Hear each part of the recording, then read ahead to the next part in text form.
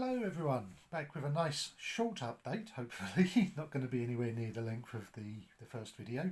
I just wanted to go through the couplings and ballasting that I intend to use on the new layout. We'll start with the ballasting first because that's a much simpler option.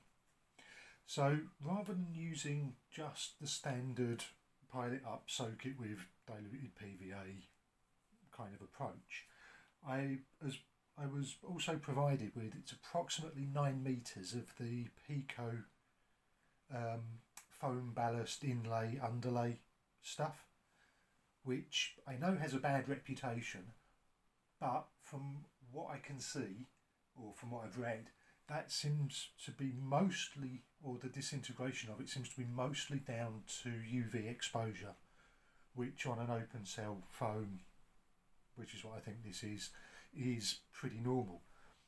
So obviously the colour on it is not great, never has been, I don't think ever will be great. So I did up a little test piece which we can see right here, and all I did was smoosh a load of PVA over the top surface and insert a piece of track. It was just a little offcut I had, and then once that was in, dip the whole lot into a bucket of ballast. So you can see underneath here it's still got the traditional sort of browny look, but with the ballast on, I mean, we'll let it focus, comes up, you can still see it is a bit sort of foamy around the edges, but this was a very quick try, and yeah, I think it looks, for the amount of effort it took, I think it's come out really nice. We'll also address the fact that that Pico have completely given up on this sort of stuff. When I was looking around at it, it seems they ceased production 7-8 years ago, I think it is. So God only knows how old the stuff I've got here actually is. And as I say, I was provided with 9 metres of it. It was just laying around in a bag, and they were like, hey, have. And that coincidentally is approximately the length of plane track on the scenic section. So with a bit of luck, this will make ballasting and everything nice and quick and easy. Anyway, on to the couplings.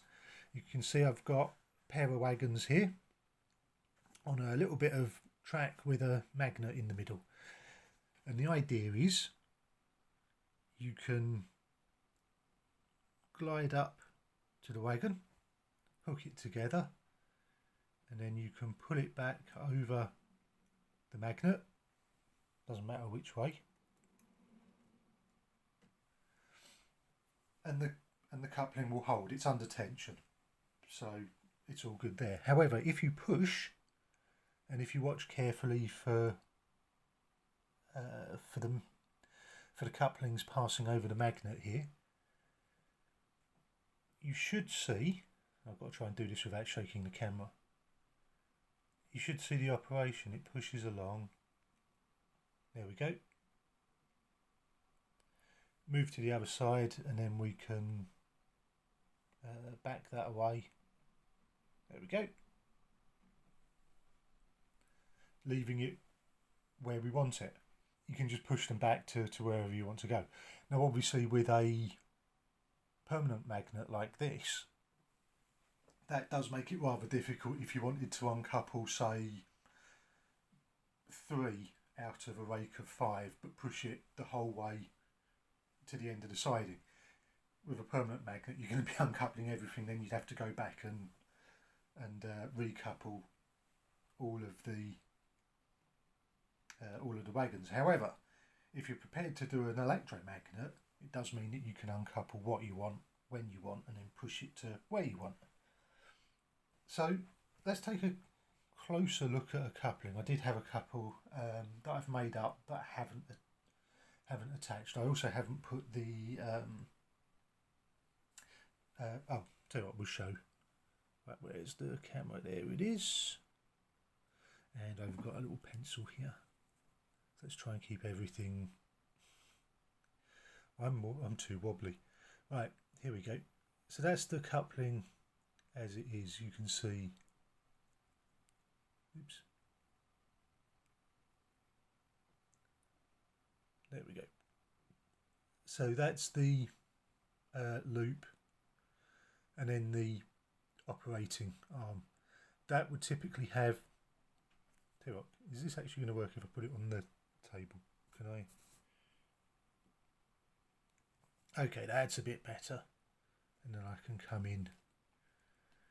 So yeah, there we go. So you can see the operating arm there and the loop. Oops. Oh, come on. They're far too small. They're far too small. So yeah, so you've got the operating arm there, and that would have some soft iron wire wrapped around it. Basically anything sort of ferrous, anything that's going to be attracted to a magnet. You just put a couple of coils on each side, super glue it in place, and you're golden. And then here you have no.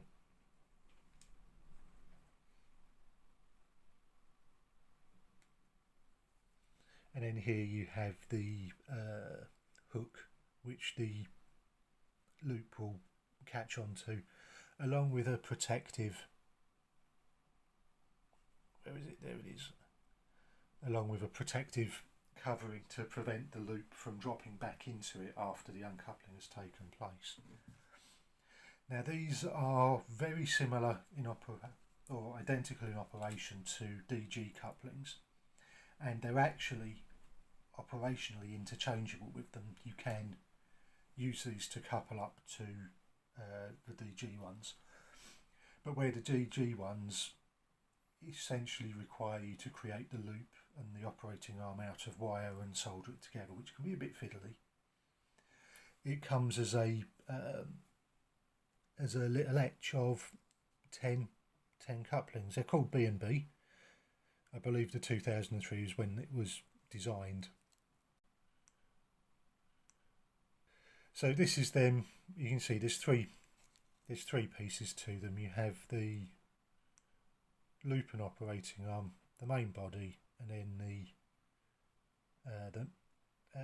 the catch.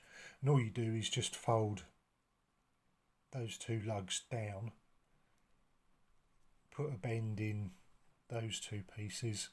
A sheet of instructions is included that covers all this, but and then you just put those two in there, bend that up into a hook shape with a little rounded buffing arm, and you're good to go. The one thing I will say though is, because of the etching process never being exactly repeatable, it's always a good idea to use a small drill bit to just open up the 4 holes, because we're talking N gauge. Obviously this is very, very lightweight, so it really does need to be free moving. So just opening the holes up to make sure that all swings around nice and freely is paramount. So I do have a little bit of video I found from I think it was during lockdown. So we'll play that next, and that's it's a close-up of the operating mechanism on an electromagnet, and then a short section showing a loco swapping two wagons between 2 different sidings. Thanks for watching, and until next time, have a good one.